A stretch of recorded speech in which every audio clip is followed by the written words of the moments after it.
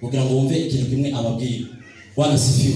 Billy Graham arababwira ngo ikintu kimwe no basaba cyo nuko muzo mwokora byose mwogira umuntu umwe muzana kuri Kristo. Bwana sifiwe. Umuntu umwe mwozana kuri Kristo. Rero bene data igihe cyose uzaje gutera uzozoranira ko hari impinduka yo kuri mugenzi wawe. Bwana sifiwe. Uzozana mugenzi wawe mugire tuje gutarama kubera angane tubatubonera ibyiza by'Imana niyo tubatubonera gukira kw'Imana niyo abantu bazabakira Imana abantu bagakira. Bwana sifiwe. Umugabo witwa Filipo ntiyarazi kubwiza cyane. Bwana sifiwe. Yarazi kuvuga amagambo y'Imana. Umunsi umwe ngo yaragiye basanga umugabo witwa Nathaniel yicaye ahantu mu giti. Bwana sifiwe. Nyatangiye amubwira ngo uzo mu materaniro. Yaramubwiye ngo abahanuzi bahanuye uwo twari dutegereje Mesiya twamubu. Bwana sifiwe. Nathaniel aramubaza ngo se aturuka. Ikibazo cy'abantu bakunda kuvukira. Bwana sifiwe. Kera benshi bakwamaye baza musibonke nuwaye ko tubatumwanangira ku gatuti. Ari Imana izindura amategeko kugira ngo ibashe kubaka ayandi masho. Bwana sifiwe. Umugabo witwa Filipo aramubwira ngo aturuka i Nazareti. Bwana sifiwe. Nathaniel aramubwira ngo wabisisha tachiza cyuva i Nazareti. Bwana sifiwe. Kuko umuntu wakomoka i Nazareti ni Betelehemu. Zari bigoye ko yobora n'umudugudu rumwe mu Isirayeli. Yari umudugudu isuzugurika. Ni nayo mpamvu bacaga guhanura bakavuga ngo Betelehemu ya Efrata. Bwana sifiwe. Efrata niyo Rasheli yabyariye Benjamin kandi ni nawo bamuhanze kugira ngo Betelehemu nayo igire izina bakavuga ngo Betelehemu ya Efrata. Bwana sifiwe. Ariko umugabo witwa Mika aje guhanura aravuga ngo n'uri mutoya mu bihumbi by'Ubuyuda muri we ni wazakomoka umwana. Bwana sifiwe. Beretse Imana cyubahiro. Reka dusome ijambo ryacu ari mu gitabo cy'Abami. Sintinda kubera ko amasaha y'umugoroba ndabangagura nkuko bagenzi baje babimbere babikoze. Reka dusome mu gitabo cy'Abami igice cya mbere turahera ku murongo Abami ba mbere 18:38. Abami ba mbere 18:38. Reka dusome. 38 haravuze ngo uwo mwanya muriro w'Iteka uramanuka ukika igitamo cyoswa n'inkwi n'amabuye n'umukungugu ukamya amazi yari mu ruhavu yose. 39. Maze abantu babibonye bikubita hasi bubamye baravuga bati Uwiteka niwe Mana, Uwiteka niwe Mana. Amen. Bwana sifiwe. Muzamuri kiganza cy'abantu bakora ijambo ry'Imana. Haleluya. Hari ibintu bitanu Bibiliya ivuga ku ijambo. Bwana sifiwe. Natangiye. Hari ibintu bitanu Bibiliya ivuga ku ijambo. Ijambo rya mbere Imana yafashe ijambo ryayo irishira hejuru y'izina ryayo. Wavugira ngo itakaze ijambo ryayo wabwiyoreka ku Imana. Bwana sifiwe. Kandi Imana ntishobora kureka ku Imana kuko uzararangiye. Kimwe mu bintu bisa bitangaza Imana mu nuko nabisanze ari Imana. Kimwe mu bintu bisa bitangaza Imana mu nuko Imana nayo yisanze ari Imana. Bwana sifiwe. Mu gitabo cya Isaya azavuga ngo uko imvura iguye isumye ubutaka. Bwana sifiwe. Muri ko Imana ikurikirana ijambo yavuze kugeza irisohoje. Niko Imana ikurikirana kujya muza mureba imvura iguye ikaza hano ku isi igakora igikorwa cyari kimaze kuyizana. Niko Imana ikurikirana ijambo ryayo kugeza irisohoje. Bwana sifiwe. Ku ijambo rya gatatu Imana izikurikirana ijambo yavuze ikarikurikira ibi bihumbi kugeza irisohoje. Muri make izayishira urisi ikishira buri kimwe cyose kugira ngo ibashe guhangana n'ikintu cyose cyahungabanya ijambo ry'Imana kugira ngo ijambo yavuze ibashe kurisohora. Bwana sifiwe. Ijambo ry'Imana biyo ryagise umutima w'umuntu. Bwana sifiwe. Tibarikira ijambo aho murinduka itabaza. Bwana sifiwe. Umucyo rinduka umucyo muri we. Bwana sifiwe. Niyo mpamvu Dawidi yavuze ngo nabikira ijambo umutima wanjye. Bwana sifiwe. Kugira ngo ntazagucumuraho. Amen. Mu gitabo cya Ezekiel azavuga ngo yadusanze kwigaragura mu ivata idukuramo.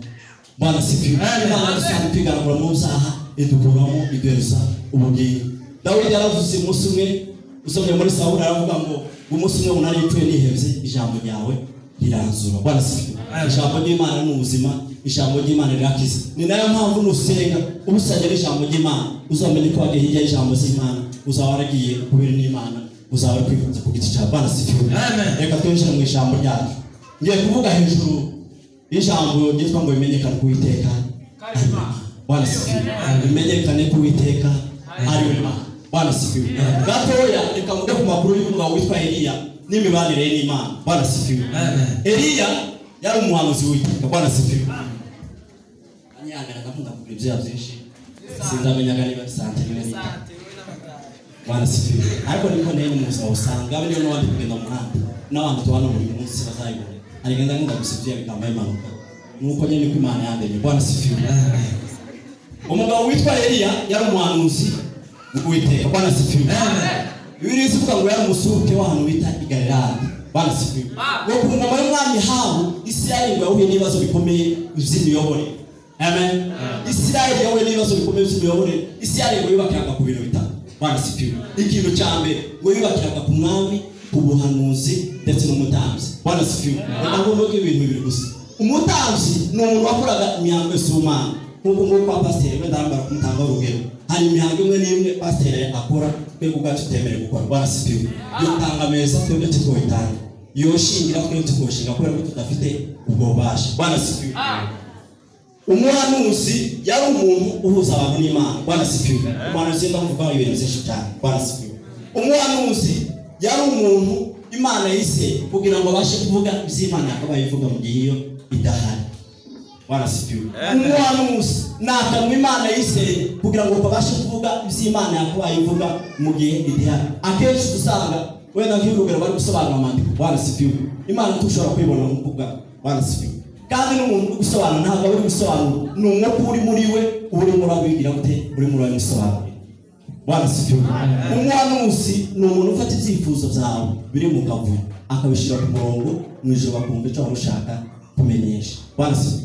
Bibiliya izivuga ngo icyo umwuka wera akora niki ni ukudusabira. Kubera ko adusabira akenshi iyo dusenga mu buzima bwa muntu cyangwa se mu buzima bwa Kristo akenshi turadusenga nawe. Amen. Turadusenga dusaba Imana ibyo twebwe dushaka ahubwo tukirengagiza ibyo dukwiriye. Nawe ibyo rero datadabwira ngo ari umuntu we azaje gusengera inzu. Bwana sifiwe. Imana timwereza inzu ahubwo Imana ikagwereza amavuta. Amen. Imana timwereza inzu ahubwo Imana ikagwereza amavuta. Kuko inzu ntiyazana amavuta ariko amavuta yawe gafite yozana. Yesu mchubaye. Bwana sifiwe. Reka mugere ikintu kimwe nusa Imana ikintu ukora ntikiguhaye uzoyebwira imbere z'icishaka kubera ko Imana iguhaye kirantitowe basenge. Amen. Bwana sifiwe. Amen. Isirayeli bafite ibibazo by'imiyoborere bitewe no gushaka nabi k'umugabo witwa Ahabu. Amen. Cyangwa kuvugira ijambo kugira ngo mwaje kuza kuryumva kandi kumuko narangije. Isirayeli bafite ibibazo bikomeye bitewe no gushaka nabi k'umugabo witwa Ahabu. Muri Bibiliya hari abagabo babiri bashatse nabi kurusha n'abandi bose. Uzoja kuva muri iki gihe umuntu avuga ngo umuntu yashatse nabi. Bwana sifiwe. Turageza ku mugabo witwa Ahabu n'umugabo witwa Yobu. Umugabo witwa Yobu yashatse umugore babyarana ibyara 10. Bwana sifiwe. Muzi ibibazo Yobu yakuye navyo. Yobu amaze gupfusha. Amen. Amaze gupfusha amaze kubigora nabira ibibazo byose. Umugore baramubwira ati gupfa nawe uri gupfa ariko reka kubwira inama tukimana yasigaye nawe. Bipfi. Bwana sifiwe. Kandi mu buzima bwabo bari babayeho bari urugo rwa Kristo urugo rukorera Imana. Kugeza nubwo yo yakazita bitambo akavuga ngo ahari abana baje aho biriyo bashobora kuba bacumi kubwiza agatanga bitambo kugira ngo Imana y'umwijuru bashe kugira gute ibashe kuba bari. Bwana sifiwe. Ugora birengaho aramubwira ati gupfa kuri we reka nkubwire inama tukimana asigaye wepfire. Urumva umuntu atarashatse nabi gutukimana iwasigare. Bwana sifiwe. Abagore bo nabo baraho dore Imana cyubaye. Amen. Amen. Umugabo wa kabiri ni umugabo witwa Ahabu. Bwana sifiwe. Ahabu yashatse umugore witwa Yezebeli. Bwana sifiwe. Bibiliya zivuga ngo yaturukaga Seraphat cyangwa se Foinike. Bwana sifiwe. Ise yari umugabo uramye ibigirwamana yitwaga Tebari. Bwana sifiwe. Yari umugabo uramye ibigirwamana mu gihe cyo gushingirwa mu gihe abandi bazatanga ibirokoramo. Bwana sifiwe. Kwambuza muzagenda kareba bantu mukaja gushopinga ibintu muzatanga byose kandi bikorwa. Bwana sifiwe. Mu gihe abandi bazatanga ibirokoramo iwe yaravuze ngo muntekere ibigirwamana muzatanga. Bwana sifiwe. Ibintu byose mu bigabanye muntekere ibigirwamana muzatanga. Rero mukobwa wa mbere watanga ibere. Bwana sifiwe. Kwe amaherena ni imisatsi muzamubona mwizigenda igira amabara tutazi bazabagenda bahindura umuhondo icyatsi umutuku niwe wabizanye.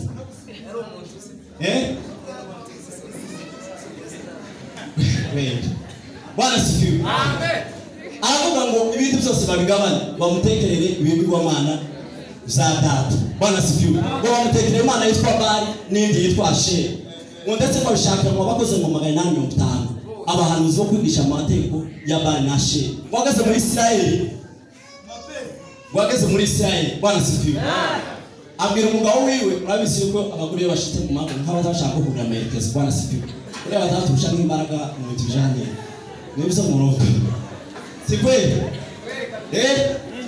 Bwana sifiwe abwira umugabo wiwe arabwira ati ibintu byose bireke keneye kukwigisha amategeko y'abari nashe umugabo wiwe arabiyoboka wigitaniye cy'Uwiteka kirazima Bwana sifiwe Eliya ngo yirevye dukurikire kugira ngo tubashe gusoza Eliya ngo yirevye asanga asigaye wenyine Bwana sifiwe ubundi ubwishe bw'abantu Bwana sifiwe sizo mbaraga amen ubwishe bw'abantu sizo mbaraga aho imbaraga ni uburemere bw'intego y'umuntu yihaye Bwana sifiwe kuvuga ibintu byose twebwe twobivuga ni ikikuri Bwana sifiwe nushaka kureba umuntu ikintu ashaka gukora uzobanza urebe intego afite muri Bwana sifiwe urebe ibintu afite kuvuga ngo kigendeyo gukora cyakiriye kugira kubera kuvuga ibintu twese twatubivuga nzoshaka zubaka inzu zogira gute zogura imodoka zose zitamutwego aho kuzureba intego afite muri gukora cyakiriye Bwana sifiwe Bibiliya izivuga ngo Eliya yamusuke Bwana sifiwe umusuke ni umuntu wahunze ahunziza amen umusuke tagara umuntu wahunze intambara Bwana sifiwe sinamenya twebwe niba twarahunze intambara niba twarahunziza Bwana sifiwe abenshi baramwe ngo wahunze intambara nuko ngo nyina muzamukomeza muvuge gute kubera ko abazarige bose badufasha hamwe namwe Bwana sifiwe Eliya Ewe man chumayo. Hallelujah. Eliya yarahunze ahunziza Bwana sifiwe. Biragoye kubona umuntu nka Eliya wari warahunze ahunzizara yamara kuvuga ngo reka fate imyanzuro ikomeye Bwana sifiwe. Aravuga ngo kubera ko asigaye wenyine reka je kureba umwana Bwana sifiwe. Aragenda afite ibitekerezo agishira umwana Bwana sifiwe. Nabwiye bene data ari ibintu bitatu twadufata mu buzima.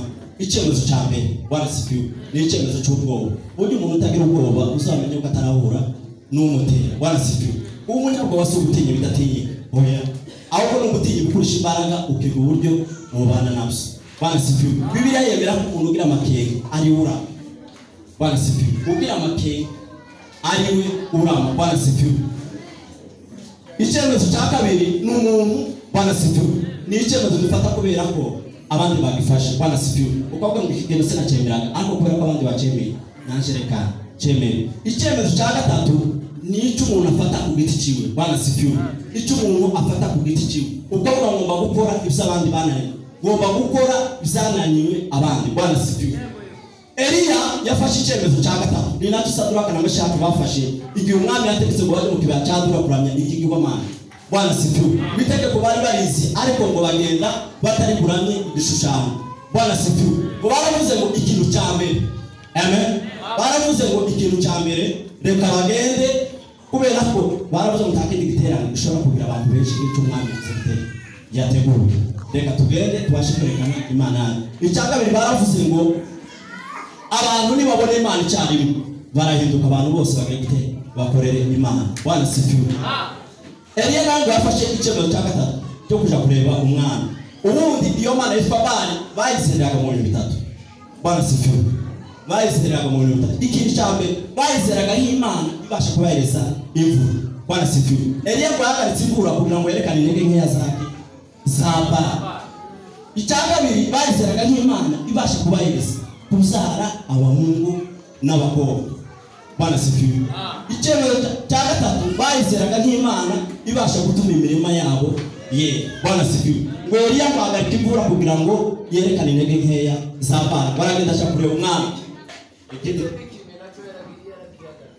Naringe kwagera Eliya abwira umwami ngo nahagaritse imvura amubwira ngo ahagaritse imvura baraseka cyane Bwana sifiwe. Aravuga ngo si ibyo bintu biracyabaho aravuga ati ibyo bintu byari byakeye. Akenshi iyo umuntu yaguye azayemera kwizera kwawe Bwana sifiwe. Ntazemera gusa umuntu amubwiye kubera ko bari mu ntege nkeya Bwana sifiwe. Eliya aravuga ati sinicyo gusa ahubwo mpagaritse n'ikintu amen. Arangisha aravuga ngo kugeza igihe nzagira gute nzabitegekera Bwana sifiwe. Nk'uko Imana uramubwira ngo se ko uhagaritse imvura wowe usaba hehe Bwana sifiwe. Eliya aravuga ngo muhashake Imana aramubwira ngo nagenda aje kukageza ikikirete Bwana sifu. Bwana genda wacha kukagezi kikereti ngwamara amezi 6 ngo kakagezi karakama. Bwana sifu. Hari ibusuvugana n'Imana ukana musi yakubwiye. Imana yari mu byashikereti agenda biza mutumbirayo none akagezi karakana. Bwana sifu. Bwana ongera tega ugutwi. Bwana sifu. Imana nisazi kubwira usoza wo gutega amatwi wumva icyo Imana ikubwira. Yesu Imana icubahe. Haleluya. Amen. Waragenda Imana iramubwira atubwiye gutegeka umupfakazi azagutunguka muri Serafati. Bwana sifu. Eliya waragenda Serafati simvuge byifu kuno yabaye ibikine biki murabisi Yesu twari yose sicyabutenda ndashaka kurangiza kubera ko amasaha y'umugoroba kugenda kandi nkeneye kutarama ndikumva nigisirimba nikiyagi gisigaye mu maguru. Bwana sifu. Eliya warangisha agenda aje Serafati amara imyaka 3. Bwana sifu. Imyaka 3 ishize wagaruka muri Israel ngora n'umugara wahawe barambwira ati yewe data bujara bushatse wari waragiye he? Amen. Wari waragiye izugira umwuka uzugutwara none kumangaha je kubwira data buje yuko nakubonera gushatse igihe kirekire.